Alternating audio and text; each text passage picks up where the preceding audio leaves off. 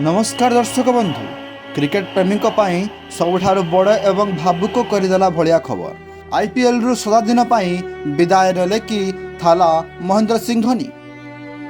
Chepauk stadium रु आसीथिबा एही video देखिले आपणଙ୍କ आखिरे भी लुह आसीजिवो काहेकि हठात पूरा स्टेडियम बुलिले माही।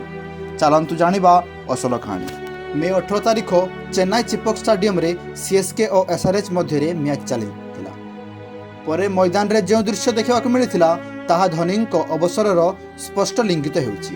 धोनी समस्त सीएसके खेलाड़ी पूरा स्टेडियम परिक्रमा करी फैंस को धन्यवाद जणाइथिले।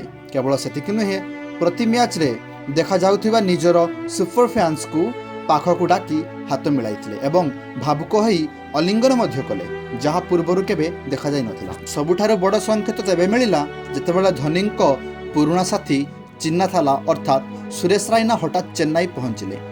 पड़िया मझिरे दुई भाईंकर सही अलिंगन स्पष्ट कर देउथला जे वर्तमान माही आईपीएल अवसर नेबाकु जाउछु। होम ग्राउंड रे समस्त खेलाड़ी और स्टाफ को सह एक ग्रुप फोटो मध्य उठाइथिले। सीएसके मैनेजमेंट एपर्यंत अनुष्ठानिक भाव में किछि कहि नाहंती, किंतु यह देखि लागुछि जे धोनी गत आईपीएल 2026 रे मैदान को उल्लै न पारंती। मुख्य प्रशिक्षक कहिसंती जे निष्पत्ति केवल धोनीकर ही हेबो।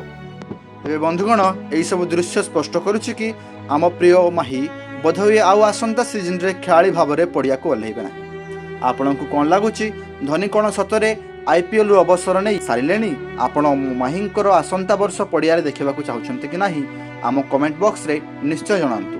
आ एमिति वीडियो सत्य एवं सीधासलख क्रिकेट रिपोर्ट पाई आम चैनल को एबे ही सब्सक्राइब करंतु। Bureau report public reporting.